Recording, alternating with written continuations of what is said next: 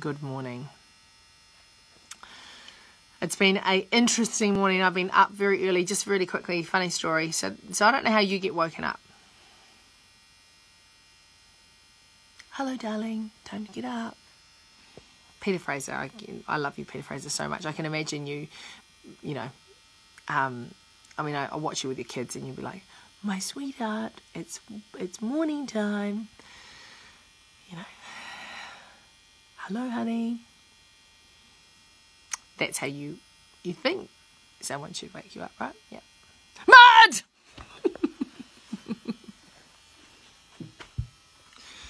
No wonder my cortisol levels are through the roof. Anyway, yeah. Loud. We have a loud house. Everything is loud. Everything is big. Anyway, so 1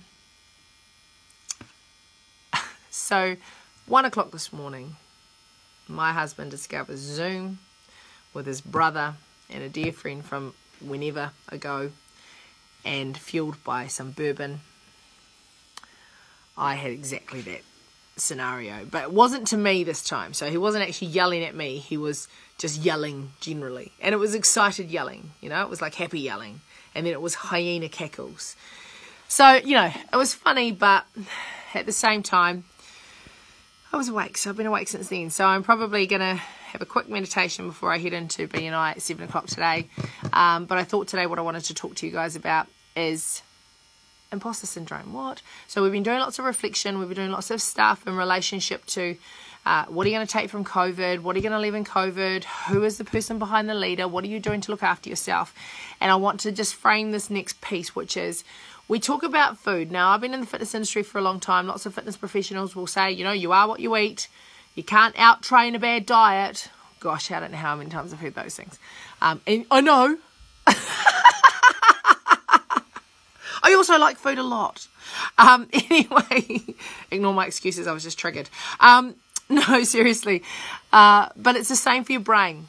So whatever you put into your brain is what you get out of your brain. So if you put good things into your brain, you're going to get good stuff out of your brain. If you put bad things into your brain, you're going to get bad stuff out of your brain. You're going to get bad thinking, okay? So today what I want to talk to you guys is about the 4 things that I deal with a lot. Imposter syndrome I deal with a lot. Not being good enough I deal with a lot. I'm fear of failure. I have fear of success. Fear of failure is massive in New Zealand. Our entire school system taught you to be afraid of failing. So, you know, if you've got it, I promise you, you are not alone. Okay?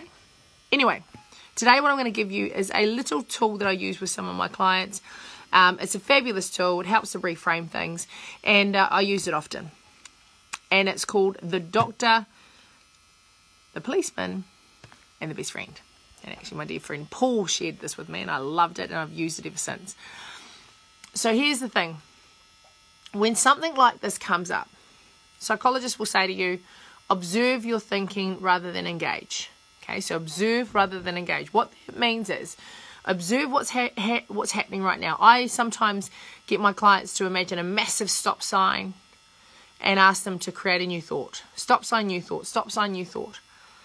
In this case, what I'm asking you to do is observe with childlike curiosity to begin with. Then we're going to go through 3 lenses. Doctor lens. What do doctors do? They diagnose.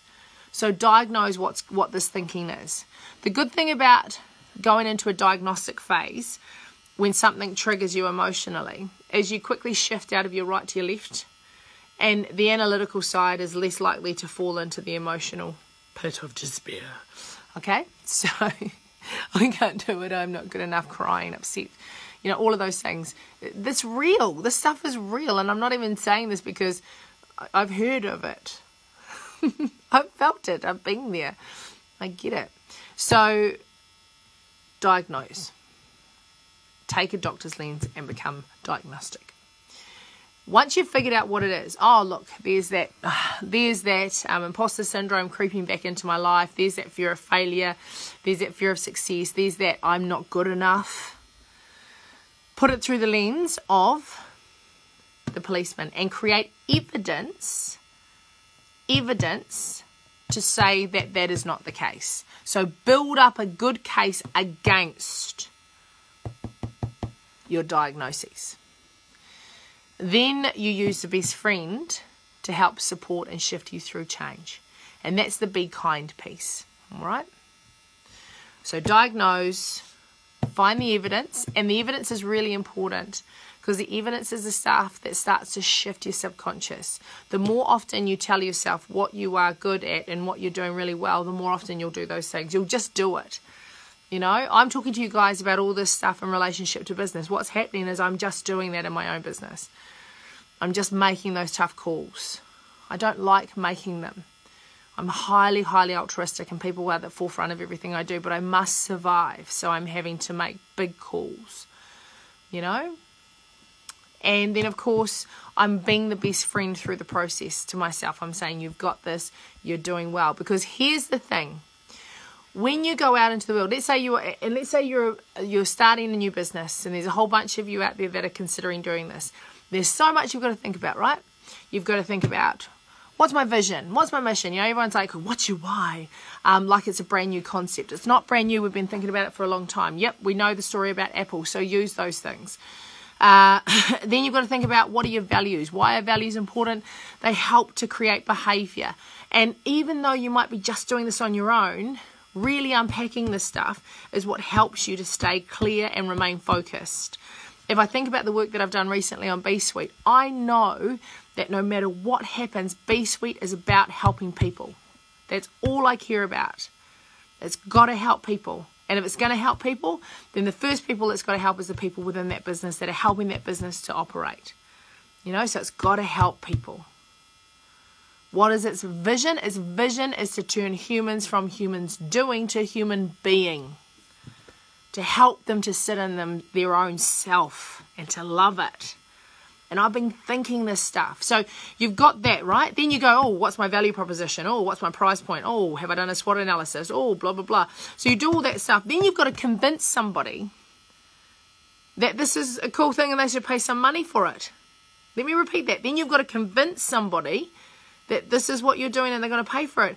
Who's the person you've got to convince first? You.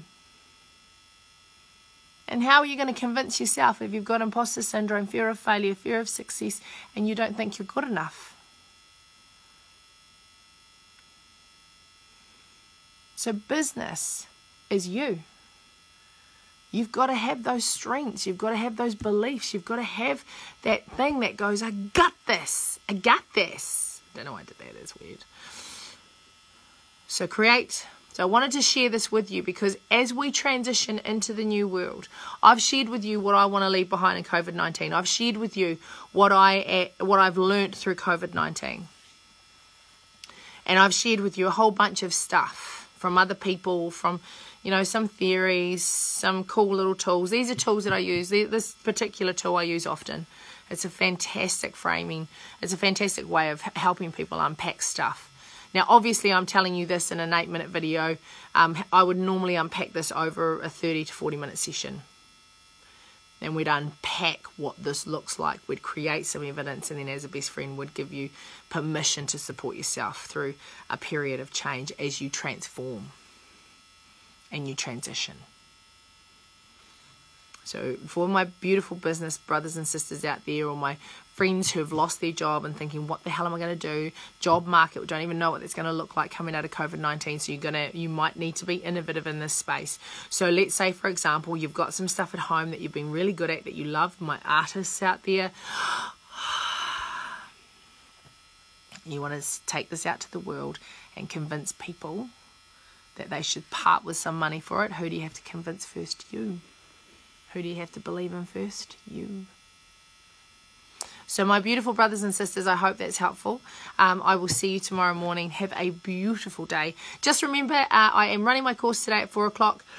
I think off the top of my head, there's 14 places left, which is great. So I kind of wanted about 20 to 30 people. I limited it at 40, so I'm in the space that I want to be. So I'm excited about that. So please, please, please go on to B-Suite, besuite.co.nz. Go to our workshops and register for that. It's free today. It's an hour with me unpacking online connectivity, the fitness hack, taking some of the learnings from the fitness industry, some of the things that I've experienced, seen, what I've loved watching as people connect authentically, and then bringing that into the online world and thinking, how can we make that something that's awesome? So I love you guys heaps. Take care and have a great Thursday.